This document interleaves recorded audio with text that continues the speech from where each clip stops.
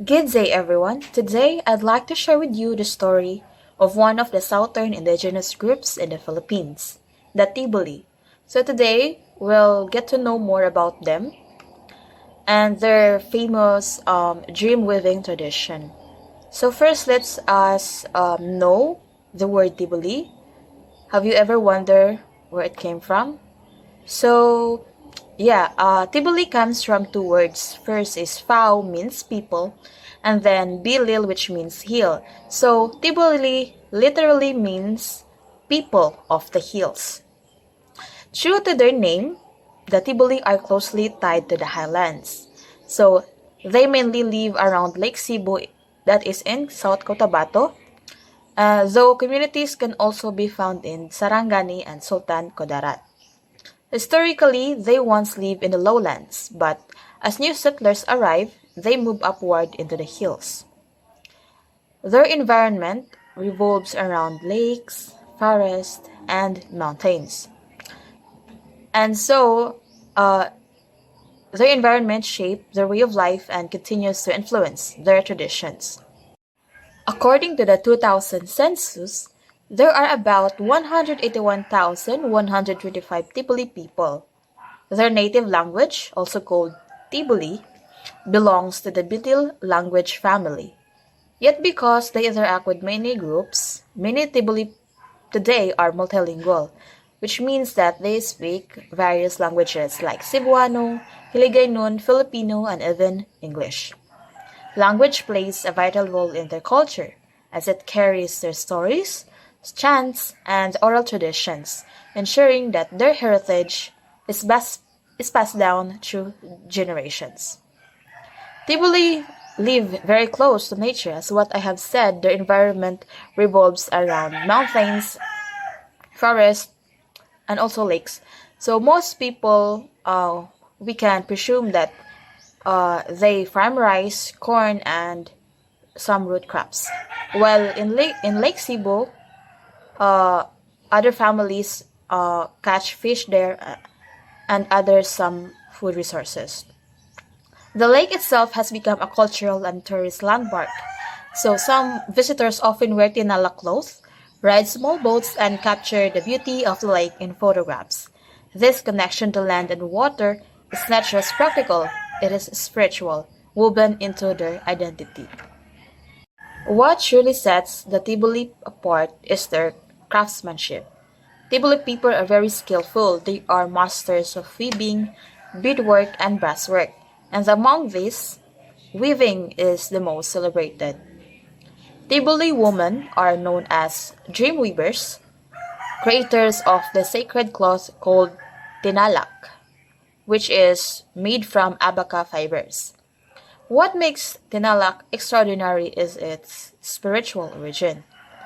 The Tiboli people believe that the patterns are gifts from Fudalu, the goddess of abaca, who appears to weavers in their dreams. Using the ikat resist dye method, they dye the fibers with natural colors, often red and black. A single piece can take 3 to 4 months to complete. Tinalak is more than fabric, it is a symbol of culture, strength, and unity, used in weddings, rituals, and important ceremonies. This artistry extends beyond weaving. In beadwork, which is the another skill in Tiboli, so Tiboli women use colorful beads such as red, yellow, and black combined with mother of pearl seeds and horsehair. They craft chokers called hikif, necklaces, combs, and dangling earrings, known as kowal. So these pieces are often made without written patterns. They rely instead on memory, creativity, and inspiration. The Tiboli are also skilled in brasswork, which they call timwil. Using the ancient lost wax method, they create bells, boxes, belts, and girdles worn by women. This tradition has been passed down through generations, and one master craftsman, named Bundus Farah, has ever been recognized as a national living treasure for his artistry. Everything that Tiboli need comes from their environment, such as abaca for weaving, bamboo and wood for their homes, and natural dyes for their art. Their way of life is a testament to how culture and nature intertwine, producing traditions that are not only beautiful but deeply meaningful. Beyond their artistry, the Tiboli have unique cultural practices that may seem unusual to outsiders, but to them, they hold deep meaning. First is dream weaving taboos. While weaving, women must follow strict rules. No fighting, no negative emotions, and no sexual activity. And breaking these taboos is believed to anger the spirit of the abaca. Then, polygyny. Traditionally, a man could have more than one wife, provided he could support them. Wives often live in the same longhouse, but have separate sleeping areas. Though less common today, it remains part of their cultural history. Next is rites of passage with animal sacrifice.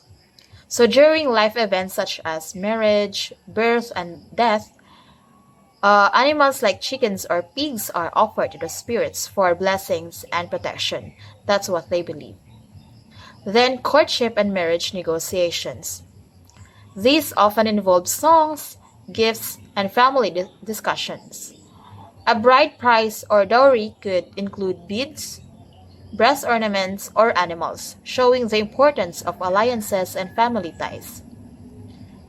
Then the longhouse living, or the gunubong.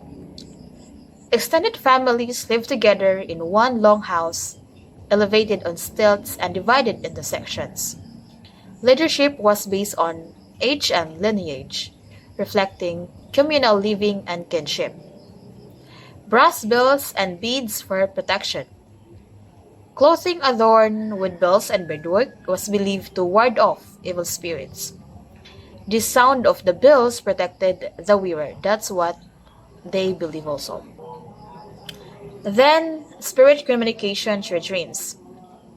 Dreams were seen as message from ancestors or spirits, guiding important decisions like marriage, travel, or rituals. Together, these practices highlight how rich, symbolic, and meaningful Tiboli culture truly is. Now, while the Tiboli culture is rich and inspiring, it's important to recognize that they also face serious challenges today. Like many indigenous groups, they deal with land disputes, ancestral land threatened by settlers, businesses, or resource extraction. For the Tiboli, land isn't just property.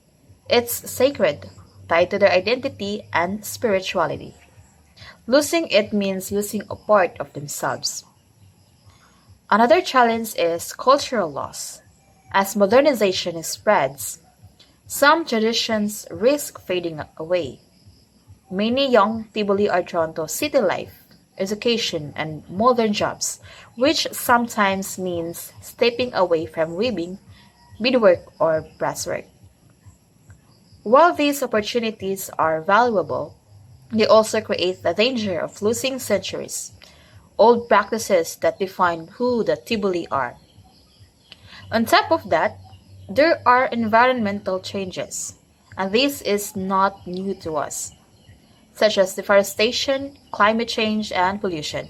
These issues threaten the natural resources they depend on, such as abaca for weaving, bamboo and wood for housing, and the clean waters of Lake Cebu. Without this, their artistry and way of life would be impossible to sustain. That's why preserving their culture is more important than ever. The Tiboli are not just artisans. They are guardians of one of the Philippines' richest cultural traditions.